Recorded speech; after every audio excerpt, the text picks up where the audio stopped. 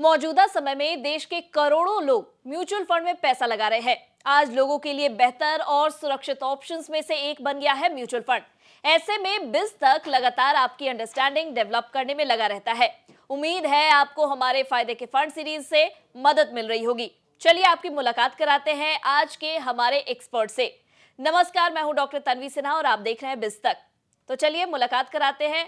आज हमारे साथ जुड़े हैं Dikshit Mittal ji, fund manager and senior equity research analyst है LIC म्यूचुअल फंड के। बहुत बहुत स्वागत है दीक्षित जी आपका हमारे शो पर आने के लिए। थैंक यू तन्वी जी। जी दीक्षित जी, सबसे पहला तो मेरा यही सवाल होगा कि हम देख रहे हैं लगातार म्यूचुअल फंड की ओर लोगों का रुझान बढ़ता जा रहा है। काफी अट्रैक्टेड हो गए हैं लोग और अब इन्वेस्ट भी काफी मात्रा में कर रहे हैं। ऐसे में क्या इसके पीछे आप कारण बताना चाहेंगे? क्या उन्हें अब सहूलियत हो रही है म्यूचुअल फंड में इन्वेस्ट करने के लिए? जी जी तन्वी जी, जैसे आपने बोला कि लास्ट 3 से 5 साल में इन्वेस्टर की संख्या काफी बड़ी है।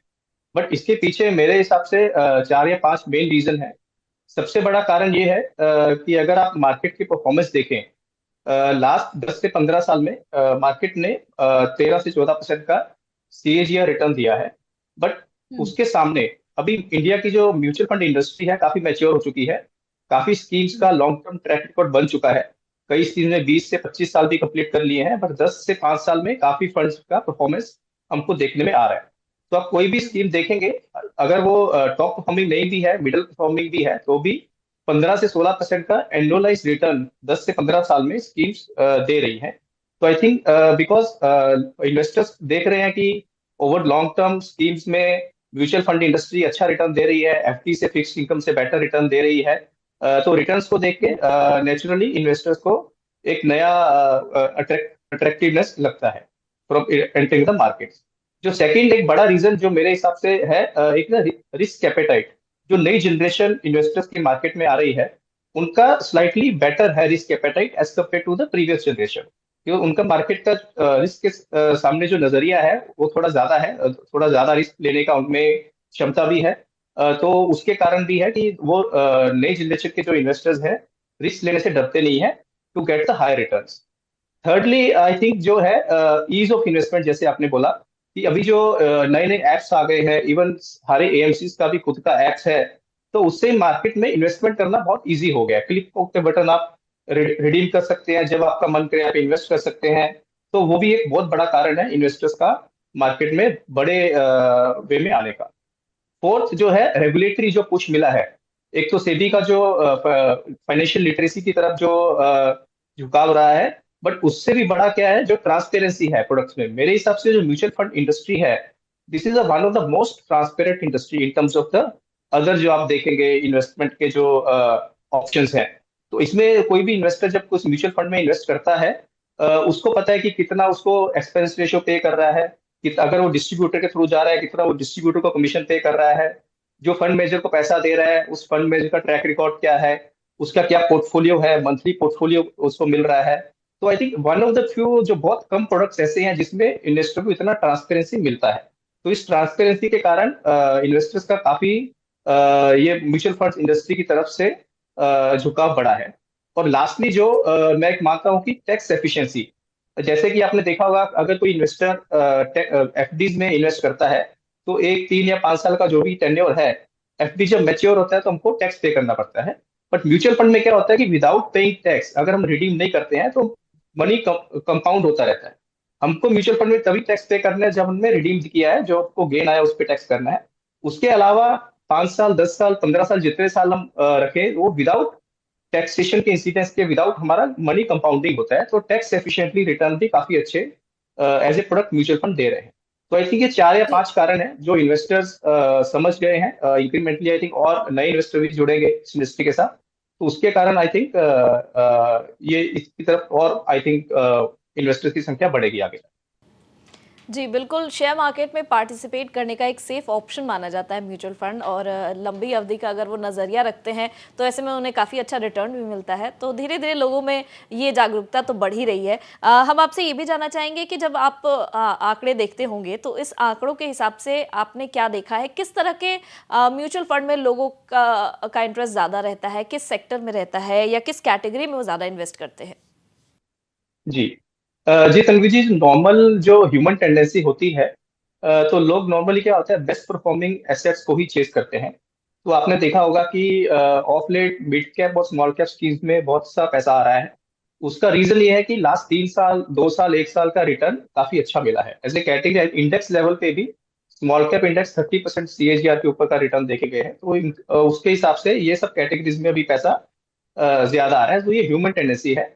बट मेरे हिसाब से अगर इन्वेस्टर्स को लॉन्ग टर्म वेल्थ क्रिएट करना है, तो ठीक है, मतलब large cap, small cap, mid cap, ये सब पे कॉल लेने के बजाय एक डाइवर्सिफाइड फंड में डालना चाहिए, फ्लेक्सी कैप या मल्टी कैप फंड में। तो उसमें क्या होता है कि आप इन्वेस्टर्स को तीनों कैटेगरी में इन्वेस्टमेंट करने का मौका मिलता है, और उनको ये कॉल नहीं लेना पड़ता कि किस स्मॉल कैप में बबल है या लार्ज कैप में बबल है। तो एक बैलेंस वे में आ जाता है।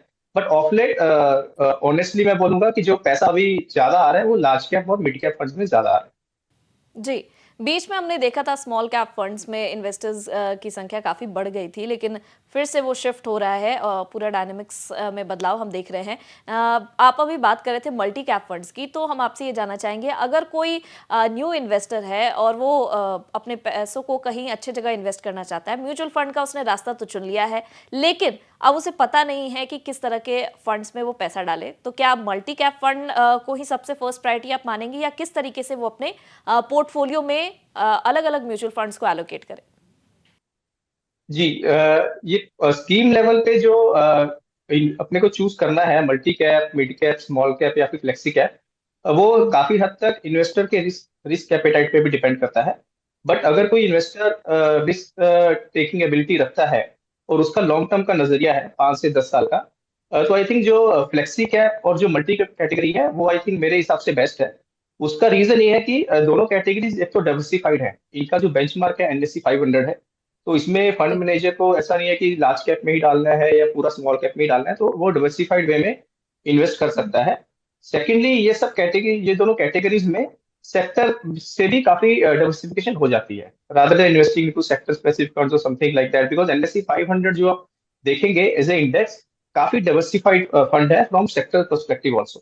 तो I think long term wealth creation के हिसाब से फ्लेक्सी कैप, मल्टी कैप या फिर लार्जर मिड कैप कैटेगरी भी एक अच्छा है, जो कि फुल्ली डिवर्सिफाइड है। उसमें भी बेंचमार्क में 250 स्टॉक्स आते हैं। तो आई थिंक ये दो तीन कैटेगरीज इन्वेस्टर को एज ए बेस एक रखना चाहिए। उसके ऊपर अगर कुछ कॉल लेना है कि कोई थीमेटिक फंड चलेगा या कोई स्मॉल कैप चलेगा, तो वो उसके ऊपर का एडिशनल एक लेयर हो जाता है। बट बेस के इफेक्ट्स मेरे हिसाब से मल्टी कैप, फ्लेक्सी कैप और लार्जर मिड कैप कैटेगरी में ही इन्वेस्ट करना चाहिए। जी, आपने ये डिफरेंट कैटेगरीज़ तो बता दी, लेकिन अपने पोर्टफोलियो में जब एलोकेट करना हो तो कितना परसेंटेज किसका रखना चाहिए? किस तरीके से उसको डिवाइड कर सकते हैं? जी, अगर वो डिपेंड करता है कि इन्वेस्टर्स के पास कितना पैसा है। अगर किसी के पास पैसा ज्यादा नहीं है, तो आई थिंक 2 या 3 स्कीम्स बहुत होती हैं। तो आई थिंक मतलब एग्जैक्ट जो अपना एलोकेशन है वो डिपेंड करेगा उस इन्वेस्टर के रिस्क एपेटाइट पे, प्लस गोल्स पे, उनका फाइनेंशियल गोल्स क्या है। तो इसका जो सही उत्तर है वो तो फाइनेंशियल प्लानर्स ही दे सकते हैं या इन्वेस्टमेंट एडवाइजर जो रहते हैं। बट जो large part of the portfolio है, I think should be flexi cap और multi cap category. And then उसके ऊपर मान लो 50-60% आपने उसमें डाल दिया, देन हुँ। 10 to 15% आप लार्ज कैप कैटेगरी में डाल सकते हैं, बिकॉज लार्ज कैप आपको एक स्टेबिलिटी देता है, वो लार्ज कैप फंड्स में इतना वोलेटिलिटी नहीं रहता है। एंड 10 to 15% आप स्मॉल कैप में भी डाल सकते हैं, बिकॉज वो आपको एक रिटर्न बूस्ट करके देता है लॉन्ग टर्म में।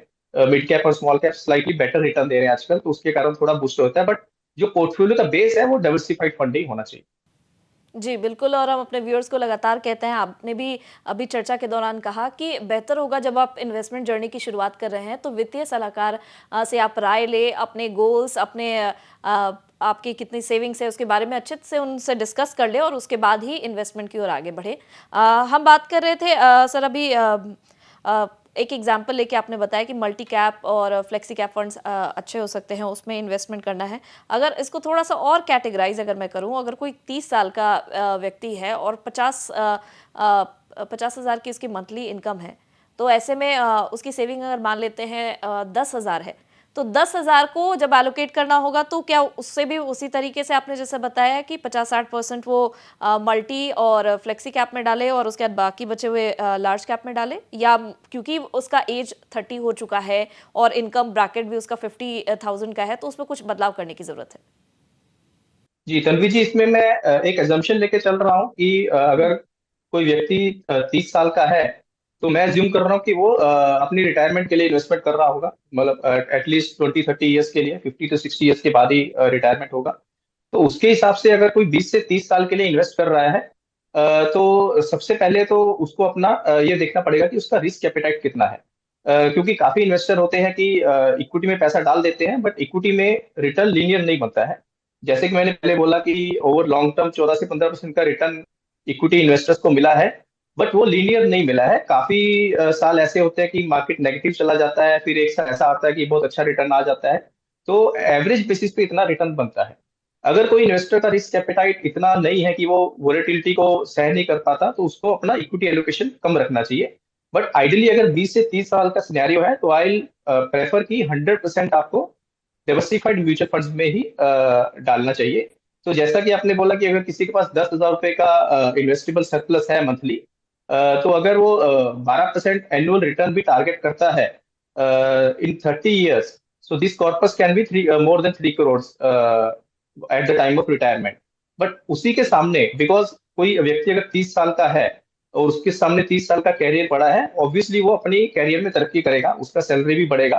तो अगर वो 10% का स्टेप अप हर साल लगा सकता है एसआईपी में, तो वो 3.5 करोड़ का वैल्यू आई थिंक 9 करोड़ के आसपास का पहुंच जाता है। तो इसमें रीजनेबल रिटर्न 12% रिटर्न के आसपास अगर कोई लेके चलता है, तो इतना क्षमता है कि 3 से 9 करोड़ रुपए का कॉर्पस एक इकट्ठा हो सकता है इन्वेस्टर के पास। तो उसको आई थिंक अगर रिस्क एपेटाइट अच्छा है, तो डाइवर्सिफाइड म्यूचुअल फंड में डाल दे।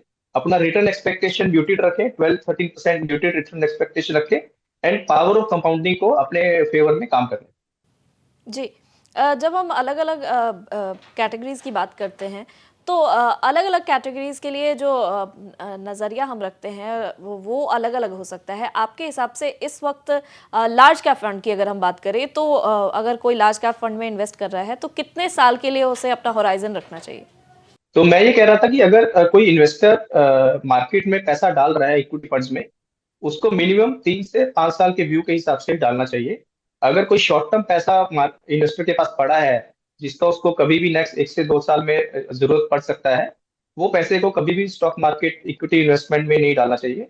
बट जो पैसा हमें पता है कि 3 से 5 साल के बाद ही काम आएगा, या उसके बाद भी जरूरत नहीं पड़ेगी, इन्वेस्ट लॉन्ग टर्म इन्वेस्टमेंट है, उसी पैसे को ही इक्विटी मार्केट में डालना चाहिए। जी, हम देख रहे हैं कि बहुत तरह-तरह के म्यूचुअल फंड हाउसेस जो हैं, उन्होंने अपने म्यूचुअल फंड्स मार्केट में लाए हैं। तो ऐसे में कई बार होता है जब नए-नए इन्वेस्टर्स होते हैं, उनके पास पैसे आ जाते हैं हाथ में, तो बहुत सारे वो फंड्स में इन्वेस्ट कर देते हैं, अलग-अलग कैटेगरीज़ में, और एक ही कैटेगरी के भी बहुत सारे वो कर देते हैं। ऐसे में आप एक रफली क्या आइडिया दे सकते हैं, मैक्सिमम मोटे तौर पे अगर हम बात करें, तो कितने फंड्स में इन्वेस्ट करना चाहिए? आई थिंक एक कैटेगरी में एक फंड या दो फंड काफी रहते हैं। फॉर एग्जांपल, अगर किसी को फ्लेक्सी कैप, मल्टी कैप, वो सब में डालना है, तो I think overall, for example, आपने 15% लार्ज कैप में डाल दिया, 15% आपने स्मॉल कैप में डाल दिया, 50% आपने मल्टी कैप या फ्लेक्सी कैप में डाल दिया, तो आई थिंक 4 या 5 स्कीम्स इन्वेस्टर के लिए काफी है। बिकॉज उसके बियॉन्ड ट्रैक करना डिफिकल्ट हो जाता है। बट जो स्कीम में इन्वेस्ट किया है, उसको रेगुलरली ट्रैक करना चाहिए, बट इतना जल्दी भी चर्न नहीं करना चाहिए। 3 से 5 साल के बाद ही, एक साइकिल देने के बाद उसका परफॉर्मेंस रिव्यू करना चाहिए। तो आई थिंक 4 या 5 फंड्स किसी इन्वेस्टर के लिए आइडियल है। जी। एलआईसी की अब बात कर लेते हैं। एलआईसी म्यूचुअल फंड की अगर बात करें, तो कई कैटेगरीज में एलआईसी के म्यूचुअल फंड्स हैं, और अगर हम डेट फंड्स की बात करें, तो इसमें मैंने देखा था LIC mutual fund mid cap fund direct growth है, LIC mutual MF small cap fund direct growth है, ऐसे करके काफ़ी सारे लिस्ट हैं और रिटर्न्स भी काफ़ी अच्छा दे रहे हैं। इस वक्त सबसे ज़्यादा लोगों के बीच में पॉपुलर कौन सा फंड है? जी, आज की डेट में तो जैसे मैं बोला कि मिड कैप और स्मॉल कैप पॉपुलर है। उसका रीजन भी है कि उनका रिटर्न काफी अच्छा आया है। बट एक और रीजन मैं शेयर करना चाहूंगा कि जो इंडिया का जो लिस्टेड यूनिवर्स है, बिकॉज हमारा जो पर कैपिटा इनकम है अभी $2000 क्रॉस हुआ है। तो जो भी अपना राइजिंग सेक्टर है डिस्क्रिशनरी, फॉर एग्जांपल मैन्युफैक्चरिंग हो गया, कंज्यूमर डिस्क्रिशनरी हो गया, वो सब ग्लोबल जो डेवलप्ड इकोनॉमी के सामने बहुत छोटे हैं। चाहे वो क्यूएसआर स्पेस हो, क्विक सर्विस रेस्टोरेंट, चाहे वो रिटेल स्पेस हो, चाहे वो वाइट गुड्स का स्पेस हो, तो ये सब स्पेस में ग्रोथ बहुत हाई है। But in terms of size हमारा सेक्टर का साइज अभी बहुत छोटा है। तो उनका जो जी। रिप्रेजेंटेशन है वो मिड कैप और स्मॉल कैप इंडेक्स में ही रिप्रेजेंटेशन हो रहा है। लार्ज कैप इंडेक्स में आप देखेंगे कि मेजर वेटेज होता है आईटी स्टॉक्स का, बैंकिंग स्टॉक्स का, ऑटो स्टॉक्स का। तो जो अपकमिंग सेक्टर्स हैं उनका रिप्रेजेंटेशन मिड कैप और स्मॉल कैप इंडेक्स में ही हो रहा है। तो उसके कारण भी इन्वेस्टर्स को है कि अगर मेरे को राइजिंग हाई ग्रोथ सेक्टर में इन्वेस्टमेंट करना है तो I should focus on mid cap and small cap as a segment. जी। अगर मैं बात करूं, अगर आपको कोई फंड अपना रिकमेंड करना हो, हालांकि एलआईसी के सभी फंड्स अच्छे होंगे, लेकिन इसमें से अगर किसी को शुरुआत करनी हो तो किस फंड को आप सजेस्ट करना चाहेंगे, और उसके बारे में थोड़ा सा और डिटेल्स में हम समझेंगे। जी, जी तन्वी जी, अगर कोई इन्वेस्टर का रिस्क एपेटाइट अच्छा है, उसको मार्केट के उतार चढ़ाव से डर नहीं लगता है, तो मैं रिकमेंड करूंगा एलआईसी का मल्टी कैप फंड। बिकॉज इस जी। फंड की खासियत क्या है कि जो एज ए कैटेगरी है, ये बहुत ही जी। डाइवर्सिफाइड कैटेगरी है। इसमें अगर आप इसका बेंचमार्क देखेंगे, उसमें 50% वेटेज दिया हुआ है लार्ज कैप स्टॉक को, 25% वेटेज दिया हुआ है मिड कैप स्टॉक्स को, 25% वेटेज दिया है स्मॉल कैप स्टॉक्स को। तो ओवरऑल ये fund across the market cap spectrum में डाइवर्सिफाइड फंड हो जाता है as a category. Plus because अभी जैसे काफी फंड हाउसेज होते हैं लाइक फ्लेक्सी कैप में, दो उनका मैंडेट होता है कि वो large cap, small cap, mid cap तीनों में डाल सकते हैं। बट उनका जो बेंचमार्क है फ्लेक्सी कैप का, वो दैट लार्ज कैप ओरिएंटेड है। तो उसके हिसाब से जो बेंचमार्क जो मल्टी कैप का फंड है that is more oriented towards the mid cap and small cap, and this is more diversified fund. तो इन्वेस्टर्स जिनका रिस्क एपेटाइट अच्छा है दे कैन, वो अपना मल्टी कैप देख सकते हैं। बट सेम टाइम पे काफी इन्वेस्टर्स उनका रिस्क इतना अच्छा नहीं होता, रिस्क टेकिंग एबिलिटी, उनको एफडी से थोड़ा सा ज्यादा रिटर्न का उम्मीद रहता है। उनको एफडी से डबल रिटर्न नहीं बनाना, 2 या 3% एक्स्ट्रा एफडी से रिटर्न मिल गया तो उसमें वो उनका गोल्स मीट हो जाते हैं। तो उनके लिए मैं सजेस्ट करूंगा balance advantage fund. Balance advantage fund एक ऐसा कैटेगरी है जिसमें इक्विटी का प्रपोर्शन बाकी फंड से कम रहता है, वोलेटिलिटी कम रहती है, और लॉन्ग टर्म में वेरी हाई प्रोबेबिलिटी कि एफडी से बेटर रिटर्न मिल जाते हैं। तो कंजर्वेटिव इन्वेस्टर्स के लिए मैं बैलेंस एडवांटेज फंड रिकमेंड करूंगा, और एग्रेसिव इन्वेस्टर्स के लिए मल्टी कैप फंड। जी। अगर पेयर कंपैरिजन करें, मैं बात कर लेती हूँ एलआईसी म्यूचुअल फंड जो आपने बताया मल्टी कैप, उसके बारे में अगर हम बात करें और पेयर कंपैरिजन करें तो बाकी के कंपैरिजन में इसका परफॉर्मेंस आप कैसे इवैल्यूएट करते हैं और उसे बाकी अपने कॉम्पिटिटर से बेहतर कैसे बताएंगे? जी, जी, ये एलआईसी का जो मल्टी कैप फंड है 1 साल पहले लॉन्च हुआ था, नवंबर 2022 में लॉन्च हुआ था। अभी लास्ट मंथ इसने 1 साल पूरा किया है। तो इसमें क्या है कि सब सब एएमसीज का अलग अलग तरीका होता है। तो इन्वेस्टर्स को rather than comparing AMC to AMC, उनको अपने गोल के हिसाब से देखना चाहिए कि उनको कितना रिटर्न एक्सपेक्टेशन है। तो एलआईसी का मल्टी कैप फंड ने आई थिंक 1 साल में 20% का रिटर्न दिया है। उसका रीजन ये भी है कि मार्केट ने भी अच्छा परफॉर्म किया है।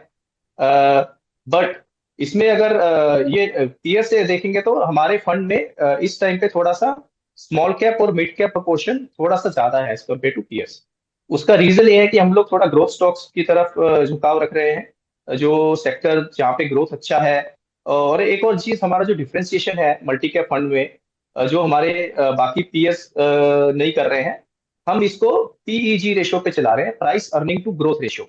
तो हमारा ये मानना है कि अगर कोई स्टॉक या सेक्टर बहुत हाई ग्रोथ पे ग्रो कर रहा है, वो हमको पी वैल्यूएशन में सस्ता नहीं मिलेगा, हाई पी पे ही मिलेगा। तो पीईजी एक रेशियो होता है, प्राइस अर्निंग टू ग्रोथ। तो हम कोई भी पी रेशो में ग्रोथ को फैक्टर इन कर देते हैं। तो ये हमारा फंड जो पीईजी रेशो पे काम कर रहा है। तो करंट हमारा जो मल्टी कैप फंड है उसका पीईजी रेशो 1.3 के आसपास चल रहा है। तो ये हमारा थोड़ा डिफरेंशिएशन है, बिकॉज हम लोग ग्रोथ इन्वेस्टर हैं, रेडी टू पे high P, but for only वो कंपनी को पे करेंगे जो हाई ग्रोथ से ग्रो करे। जी। LIC के म्यूचुअल फंड ELSS वाले के बारे में थोड़ा सा हम डिस्कस करना चाहेंगे। कैसे इसे इन्वेस्टर्स को फ़ायदा मिल सकता है, और इसमें हमने देखा था कि लॉक इन पीरियड भी है। तो थोड़ा सा इसको एलैबोरेट बताएंगे, क्योंकि हम जो फ़ायदे के फंड सीरीज़ में बात करते हैं तो हमने ऑलरेडी इसके बारे में अपने व्यूअर्स को बताया है। अब एक्सपर्ट के ज़रिए थोड़ा सा और हम उसे अच्छे से समझना चाहेंगे। जी। ELSS कैटेगरी, जैसा कि आपको पता है कि इसमें डबल बेनिफिट होता है। एक तो टैक्स सेविंग होता है अंडर सेक्शन 80C इन्वेस्टर्स का, तो शुरू में ही आपका टैक्स बच जाता है according to your bracket. Secondly, आपको इक्विटी इन्वेस्टमेंट का भी बेनिफिट मिलता है, तो आपका इक्विटी में इन्वेस्टमेंट हो जाता है। और जो इसका मेजर जो बेनिफिट है कि इसमें 3 साल का लॉक इन होता है। तो इन्वेस्टर्स, जैसे कि मैंने बोला कि मिनिमम 3 से 5 साल का व्यू से इक्विटी मार्केट में आना चाहिए, तो बाय फोर्स इन्वेस्टर्स का 3 साल का पैसा इसमें लॉक इन हो जाता है। और काफी हाई प्रोबेबिलिटी हो जाती है कि 3 से 5 साल में वो अच्छा रिटर्न बना के निकलते हैं। तो इसमें टैक्स एडजस्ट करके देखेंगे तो रिटर्न काफी अच्छे आते हैं, बिकॉज एक तो शुरू में ही आपका टैक्स बच जाता है। अगर आप 30% टैक्स ब्रैकेट में है तो आपको 30% का टैक्स बच गया, प्लस उसके ऊपर इक्विटी अपना मैजिक दिखाता है, इक्विटी में रिटर्न बनता है। तो आफ्टर एडजस्टिंग फॉर टैक्स काफी अच्छा रिटर्न इन्वेस्टर्स को मिल जाता है और एक सेविंग भी हो जाता है। जी, इस कैटेगरी में भी और काफ़ी सारे फंड हाउसेस होंगे, तो उसके कंपैरिजन में आप LIC के ELSS स्कीम को कैसे बताएंगे? कितना अच्छा परफॉर्म कर रही है, कब से है वो, और क्या आगे संभावनाएं हैं कि ये और ग्रो करेगी? जी। LIC का जो ELSS फंड है, आई थिंक मोर देन 10 साल कंप्लीट कर चुका है, उससे भी ज्यादा कंप्लीट कर चुका है। और अभी लास्ट 3 महीना पहले हमारे फंड में IDBI का ELSS भी मर्ज हुआ है। तो अभी दो स्कीम्स को इकट्ठा होकर मर्जर अभी रिफ्लेक्ट हो रहा है उसमें। तो इसमें अगर आप देखेंगे, हमने जो एज ए स्ट्रेटजी इसमें डाला हुआ है ELSS फंड में, बिकॉज हमको पता है कि 3 साल का इन्वेस्टर्स का लॉक इन है, तो हमने इसमें हाई क्वालिटी कंपनीज जो जिनमें ग्रोथ विजिबिलिटी बहुत हाई है, 3 से 5 साल हमको लग रहा है कि काफी हाई, मोर देन, जैसे हमारा नॉमिनल GDP ग्रोथ 12 से 13% का नॉमिनल GDP ग्रोथ है। तो जो जो कंपनीज हाई टीन्स 13, 14, 15% से ऊपर जो ग्रो कर रही हैं, जहाँ पे विजिबिलिटी बहुत अच्छा है, मैनेजमेंट क्वालिटी बहुत अच्छा है, उस स्टॉक्स में हमने ये इन्वेस्टर का पैसा डाल के छोड़ा हुआ है। और मिनिमम 3 साल के व्यू से डाला हुआ है, बिकॉज इसमें हमारा चर्निंग कम रहेगा। नॉर्मली क्या होता है फ्लेक्सी कैप या बाकी फंड में, क्या होता है कि हमको थोड़ा चर्निंग ज्यादा करना पड़ता है, बिकॉज इन्वेस्टर्स का रिडम्पशन भी आता है, नया पैसा भी आता है। इसमें थोड़ा एक लॉन्ग टर्म मनी होता है, तो हमको एक एडवांटेज मिलता है कि हम लॉन्ग टर्म कॉल लेके अच्छी कंपनी में पैसा डाल सके।